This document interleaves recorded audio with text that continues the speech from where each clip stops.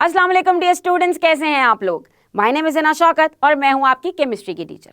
और आज के इस लेक्चर में हम कंटिन्यू करेंगे हमारा टॉपिक 7.6 और स्पेसिफिकली इस लेक्चर में हम डिस्कस करेंगे manufacturing of sodium hydroxide from brine solution. Brine solution मतलब सोल्यूशन ऑफ सोडियम क्लोराइड मगर concentrated solution. So students, as you know हम पढ़ रहे हैं हमारा topic number 7.6 which is electrochemical industries. In our previous lecture we did discussion about manufacturing of sodium metal from fused NaCl जिसमें हमने पढ़ा in detail structure, construction and working of Downs cell. हमने देखा कि Downs cell किस तरह से design किया गया है to get sodium metal और Downs cell में एनोड और कैथोड पे कौन कौन से रिएक्शंस होते हैं। आज के इस लेक्चर में हमने पढ़ना है manufacture of sodium hydroxide from brine. अगर हम बात करें सोडियम हाइड्रोक्साइड की, तो सोडियम हाइड्रोक्साइड को कास्टिक सोडा भी कहा जाता है और ब्राइन होता है solution of sodium chloride. When I say solution तो ये होगा एक्वस सॉल्यूशन। तो ये हुआ एक्वस सॉल्यूशन, लेकिन सोडियम क्लोराइड का सिर्फ और सिर्फ ब्राइन ही सॉल्यूशन नहीं होता, इसके लिए एक और टर्म भी यूज की जाती है विच इज सलाइन सॉल्यूशन। अगर हम ब्राइन और सलाइन का कंपैरिजन करें सो ब्राइन मतलब कॉन्सेंट्रेटेड सॉल्यूशन और saline as compare to brine होगा डाइल्यूट सॉल्यूशन। यानी कि अगर हम कह रहे हैं कि सोडियम क्लोराइड का सॉल्यूशन बनाया है वाटर में, लेकिन सोडियम क्लोराइड की अमाउंट बहुत ज्यादा है उसमें, तो उस सॉल्यूशन को हम कहेंगे brine solution of sodium chloride. हम जानते हैं कि sodium chloride in solid state can not conduct electricity और वो एज इलेक्ट्रोलाइट भी बिहेव नहीं करता। So sodium in solution form और मोल्टन फॉर्म ही इलेक्ट्रिसिटी कंडक्ट करता है। डाउन्स सेल में हमने देखा था कि there was fused sodium chloride used और in Nelson cell we are going to use aqueous sodium chloride. अब ये process manufacturing of sodium hydroxide ये होता है एक खास किस्म के इलेक्ट्रोलिटिक सेल के अंदर। इलेक्ट्रोलिटिक सेल यानी कि एक ऐसा सेल जिसमें आप इलेक्ट्रिसिटी की मदद से केमिकल रिएक्शन को इंड्यूस कराएंगे और ये इलेक्ट्रोलिटिक सेल का नाम है नेल्सन्स सेल। नेल्सन्स सेल ये एक बहुत इंपॉर्टेंट एग्जाम्पल है फॉर इलेक्ट्रोलिटिक सेल। हम जानते हैं कि सेल्स दो तरह से हो सकते हैं, इलेक्ट्रोलिटिक या फिर galvanic cell.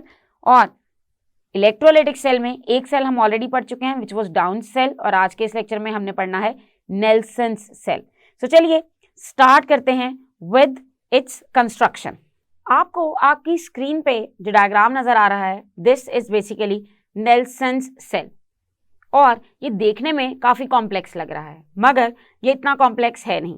As we know that cell मतलब ही होता है कंपार्टमेंट, तो आपको ये एक कंपार्टमेंट की तरह का कुछ दिखाई दे रहा होगा। फर्स्ट ऑफ ऑल इसके बाहर ये जो कवरिंग है इसका आउटर जैकेट, इसको हम कहते हैं स्टील टैंक और इस स्टील टैंक के अंदर मुख्तलिफ चीजें प्लेस की गई हैं। अगर हम बात करें एनोड की तो वो सेंटर में यू शेप की फॉर्म में आपको दिखाई देगा। Over here this is anode, this whole thing is anode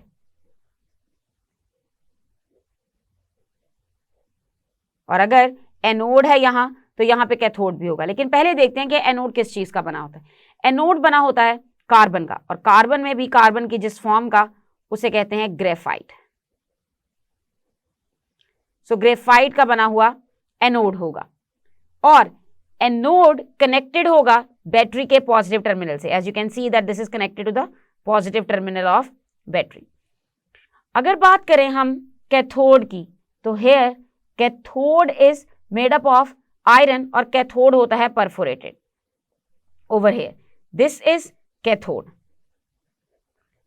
और कैथोड बना है आयरन का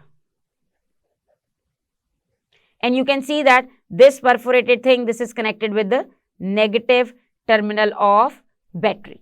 सो हम जानते हैं कि एनोड और कैथोड कहाँ कहाँ हैं और वो किस किस चीज से बने हुए हैं, और ये सब कुछ इनक्लोज्ड है इन अ स्टील टैंक।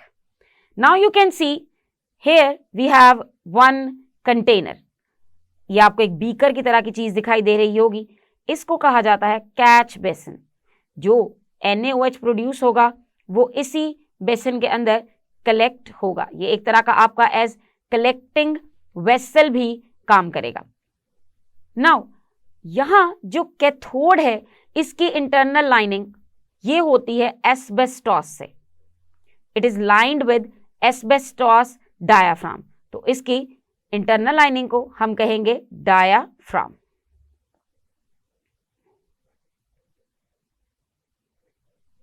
अब सवाल यह है कि आखिर ये एस्बेस्टॉस का क्यों है। एस्बेस्टॉस बेसिकली एक सेमी परमिएबल पेपर है। सेमी परमिएबल मतलब वो कुछ आइंस को तो अलाउ करता है पास करना, लेकिन कुछ आइंस को ये पास करना अलाउ नहीं करेगा। तो यहाँ जितने भी आइंस होंगे उसमें से सिलेक्टिव आइंस ही ड्रिप करके नीचे कैच बेसिन में कलेक्ट होंगे। और अगर आप देखें इस लिक्विड की तरफ, सो बेसिकली यहां हमने ऐड करना है हमारा brine, and we know what is brine. Brine is the concentrated aqueous solution of NaCl। अब यहां जो आपको ड्रॉप्स दिखाई दे रहे हैं बेसिकली ये ड्रॉप्स होंगे NaOH के, यानी कि सोडियम हाइड्रो ऑक्साइड के। और जब हम इसकी वर्किंग को डिस्कस करेंगे तब हमें समझ आएगी कि आखिर ये ड्रॉप्स कैसे बनेंगे। From here chlorine gas is coming out. So ये है आउटलेट फॉर क्लोरीन गैस।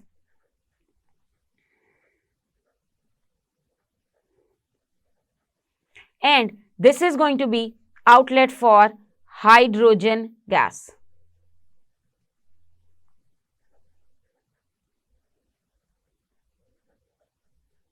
और चूंकि ये ड्रॉप्स NaOH के गिर रहे थे, सो ये ड्रॉप्स जब नीचे आके आपको एक लिक्विड फॉर्म में मिलेंगे तो हम इसे कहेंगे दिस इज NaOH सॉल्यूशन। अब ये सारी लेबलिंग है नेल्सन्स सेल की, and this is Nelson's cell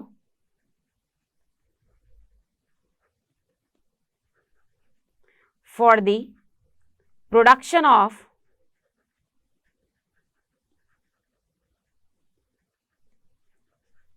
NaOH, sodium hydroxide या फिर कास्टिक सोडा। अब ये सेल किस तरह से वर्क करेगा, एनोड पे कौन से रिएक्शंस होंगे, कैथोड पे कौन से रिएक्शंस होंगे, इसे अब समझते हैं और डिस्कस करते हैं इसकी वर्किंग में।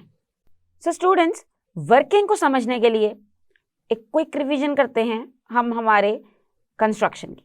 और अगर आप कंस्ट्रक्शन की बात करें तो हम जानते हैं कि देयर आर 2 इलेक्ट्रोड्स और दोनों इलेक्ट्रोड्स हैं in contact with a solution, और वो सोल्यूशन है इलेक्ट्रोलाइट का solution, and electrolyte over here is sodium chloride. Sodium chloride का ब्राइन सोल्यूशन हम यहाँ यूज करते हैं। सो अगर हम देखें कि हमारे पास इलेक्ट्रोलाइट क्या है, सो इलेक्ट्रोलाइट इज ब्राइन, और ब्राइन के अंदर 2 चीजें हैं, one is water and other is sodium chloride. Water का फॉर्मूला है H2O और सोडियम क्लोराइड का फॉर्मूला है NaCl। अब जब हम इसमें से इलेक्ट्रिसिटी को पास करेंगे तो water is going to give us 2 type of ions, hydrogen ion and hydroxide ion.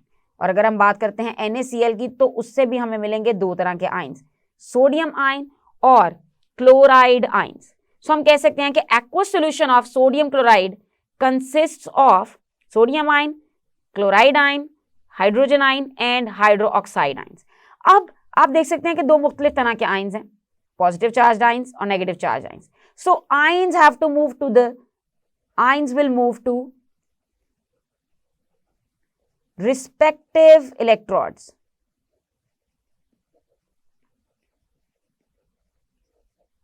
हमारे पास 2 इलेक्ट्रोड्स हैं, anode and cathode. Anode connect है बैटरी के पॉजिटिव टर्मिनल से और कैथोड कनेक्टेड है बैटरी के नेगेटिव टर्मिनल से। एनोड पे जाएंगे माइनस चार्ज वाले आयंस और कैथोड पे जाएंगे प्लस चार्ज वाले आयंस। हाइड्रोजन पे भी प्लस चार्ज है तो वो भी कैथोड की तरफ मूव करेगा। अब होगा क्या, जब ये आयंस जाएंगे अपने रिस्पेक्टिव इलेक्ट्रोड्स पे, तो इलेक्ट्रोड्स पे दो काम होंगे, या तो होगा ऑक्सीडेशन रिएक्शन और या होगा रिडक्शन रिएक्शन। एक इलेक्ट्रोड पे ऑक्सीडेशन रिएक्शन होगा और दूसरे पे होगा रिडक्शन रिएक्शन, यानी कि ओवरऑल हमारे सेल के अंदर रिडॉक्स रिएक्शन हो रहा होगा। So when electrolysis will take place, basically जो क्लोराइड है वो जाएंगे एनोड पे, और जब क्लोराइड आयंस एनोड पे जाते हैं तो they are going to turn into chlorine gas Cl2, और क्लोरीन गैस बाहर निकलेगी थ्रू अ पाइप। हमने लेबलिंग में देखा कि इसका एग्जिट पॉइंट कहाँ है, Cl2 गैस का आउटलेट कहाँ है। इसी तरह जब हाइड्रोजन आयन ये जाएगा कैथोड पे तो वो कन्वर्ट हो जाएगा H2 गैस में, और ये दोनों गैसेस जो हैं ये एस्केप कर जाएंगी। हम इन दोनों गैसेस को कलेक्ट भी कर सकते हैं, लेकिन जो Na और OH हैं they are going to combine together, और ये ड्रिप करेंगे हमारे नीचे वाले सॉल्यूशन में, यानी कि कैच बेसिन के अंदर, और Na और OH ये दोनों मिलकर बनाएंगे सोडियम हाइड्रो ऑक्साइड, और ये रिएक्शन होगा एट कैथोड। चलिए इंडिविजुअली डिस्कस करते हैं कि what is going to happen at anode and what is going to happen at cathode. So reactions at anode, लेकिन उससे भी पहले चलिए लिखते हैं इक्वेशन जिसमें हम देखते हैं कि how brine ionises.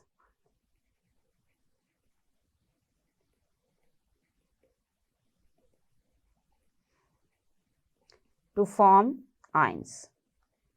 So brine में है NaCl, so NaCl aqueous solution की फॉर्म में है, so NaCl is going to give you Na plus and Cl minus, और ये दोनों आयंस भी बनेंगे उसके एक्वस सोल्यूशन के अंदर। Now let's see what happens at anode. आपको अब तक याद हो गया होगा कि एट एनोड से आपने याद रखना है कि एनऑक्स, एनोड पे होती है ऑक्सीडेशन, और एनोड चूंकि पॉजिटिव टर्मिनल ऑफ बैटरी से कनेक्ट है तो एनोड पे आएंगे नेगेटिव चार्ज्ड आयंस जो कि है Cl माइनस। सो यही Cl माइनस आएगा एनोड पे, और चूंकि ये इलेक्ट्रॉन रिच स्पीशी है so it is going to donate its electron, और ये कन्वर्ट हो जाएगा Cl2 के अंदर, और साथ ही साथ दो इलेक्ट्रॉन्स रिलीज होंगे, और ये Cl2 होगी गैस जो कि हम बाहर कलेक्ट भी कर सकते हैं। नाउ एनोड पे जब ये रिएक्शन होगा तो ऑफ कोर्स ये इलेक्ट्रॉन्स ट्रेवल करेंगे towards the cathode, and what is going to happen at cathode. और यहाँ एक और बात आपको याद होनी चाहिए कि यहाँ हो रहा है लॉस ऑफ इलेक्ट्रॉन, और लॉस ऑफ इलेक्ट्रॉन है तो एनोड पे हो रही है oxidation. Now let's see what is happening at cathode. आपको याद होगा कि कैथोड है कनेक्टेड बैटरी के नेगेटिव टर्मिनल से, सो कैथोड पे पॉजिटिवली चार्ज्ड आयंस आएंगे। पॉजिटिवली चार्ज आयंस में when hydrogen will come,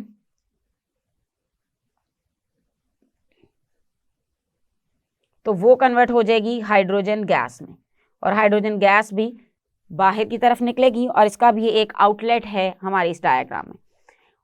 and as you can see there is gain of electrons.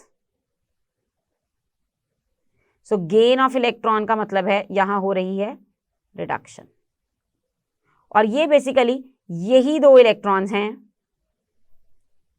जो कि क्लोराइड आयन ने रिलीज किए हैं। तो this is what is happening at cathode. इसके अलावा कैथोड पे एक और आयन ट्रेवल करेगा which is Na plus ion, और जब Na प्लस आयन आएगा तो ये रिएक्ट करेगा विद OH माइनस, और इससे बनेगा NaOH, सोडियम हाइड्रोक्साइड, और उसका बनेगा एक्वस सॉल्यूशन। अब ये सोडियम हाइड्रोक्साइड बेसिकली उस डायाफ्राम से, उस परफोरेटेड डायाफ्राम से नीचे की तरफ ड्रॉप बाय ड्रॉप मूव करेगा, और फिर ये कैच बेसिन में in the form of solution of sodium hydroxide collect हो जाएगा।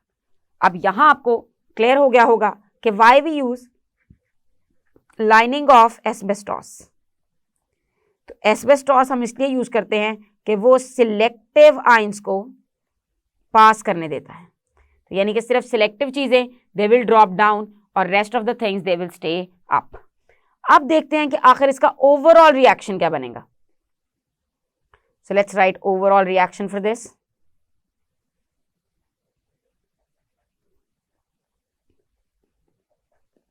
And in overall reaction, basically 2 NaCl, they will combine with 2 molecules of water, क्योंकि ये एक्वा सोल्यूशन था, उससे बनी 2 गैसेस H2 और O2, और साथ ही साथ हमें मिला NaOH।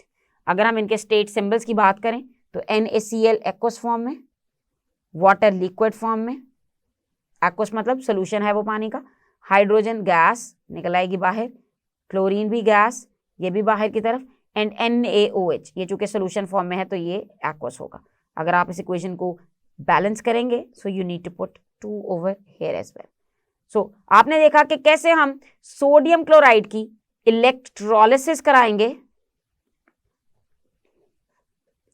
और उससे हमें मिलेगा NaOH, which is sodium hydroxide और कॉस्टिक सोडा। और इस सोडियम हाइड्रोक्साइड को हम कमर्शियल स्केल पे यूज कर सकते हैं।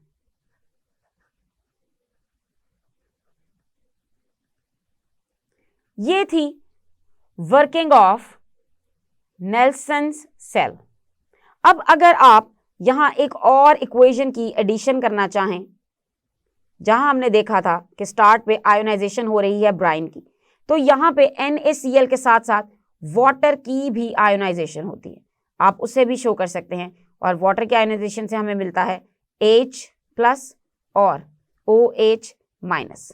आपको याद होगा कि प्योर फॉर्म में वाटर इलेक्ट्रिसिटी कंडक्ट नहीं करता, वो इतनी आसानी से आयोनाइज नहीं होता, लेकिन in the presence of sodium chloride जब हम इलेक्ट्रिक करंट पास करते हैं तो वाटर भी आयोनाइज होता है, और इस रिएक्शन में आगे इसके आयंस भी पार्टिसिपेट करते हैं। सो आई होप कि अगर आपको इन लॉन्ग क्वेश्चन वर्किंग या फिर कंस्ट्रक्शन ऑफ नेल्सन्स सेल पे क्वेश्चन आएगा, so you would be able to answer it effectively. And I will suggest you कि आप सोडियम हाइड्रोक्साइड के इंडस्ट्रियल स्केल के बेनिफिट्स को जरूर लर्न कर लें। सो स्टूडेंट्स, आज के इस लेक्चर में हमने डिस्कस किया है कि हम एक concentrated solution of sodium chloride से सोडियम हाइड्रोक्साइड को कैसे बना सकते हैं with the help of Nelson cell. हमने नेल्सन सेल की कंस्ट्रक्शन, उसकी लेबलिंग और उसकी वर्किंग को डिटेल से समझा है। मुझे उम्मीद है कि इन रिएक्शंस को लिखने में अब आपको कोई दिक्कत नहीं होगी। So see you all in next lecture. Until then, अल्लाह हाफिज़।